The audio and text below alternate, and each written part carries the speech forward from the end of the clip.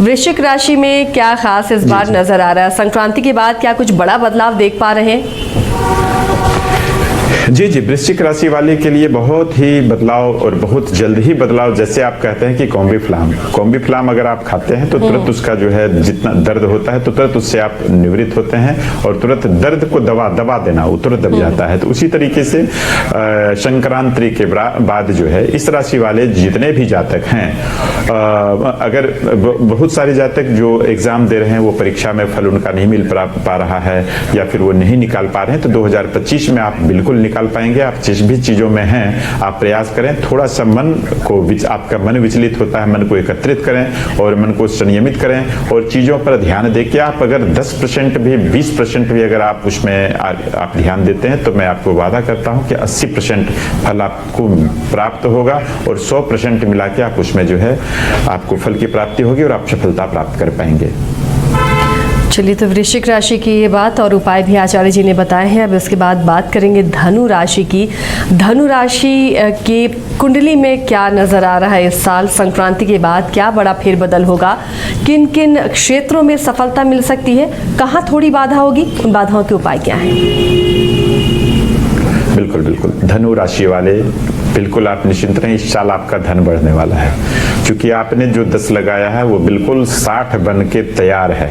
आप बिल्कुल उसको एक्सेप्ट करने के लिए रेडी रहें, आपके पास वो आने के लिए बिल्कुल राइट है। इससे पहले थोड़ा सा आप प्रयास करें, माता पिता की सेवा करें। आप अपने माता पिता की सेवा से बड़ा भागते फिरते हैं, धन के पीछे भागेंगे तो बहुत सारी चीजें आपसे पीछे छोड़ देंगी, क्योंकि कहा गया है जिन्होंने समय का ध्यान नहीं रखा समय उनका ध्यान नहीं रखता है। तो आप जिस चीज को ढूंढते फिर रहे हैं, कोई कहा कि फलना जगह चले जाओ, फलना जगह मिल जाओ, फलना जगह मंदिर, फलना जगह मस्जिद, आप बिल्कुल करें। लेकिन अगर आपके माता पिता हैं तो साक्षात देवी और देवता आपके पास हैं, बहुत भाग्यवान व्यक्ति हैं। आप माता पिता की सेवा करें और प्रयास करें कि प्रत्येक रविवार छोड़ के प्रत्येक दिन माता पिता के चरण में तेल लगाएं आप, उससे आपको अपार धन की प्राप्ति होगी और माता पिता का आशीर्वाद प्राप्त करें आप। जो आपको 1 माह में प्राप्त होने का होगा वो आपको बिल्कुल 7 दिन में प्राप्त होगा। ये मेरा वादा है आपसे, आप इसमें बिल्कुल प्रयासरत रहिए और आगे बढ़िए।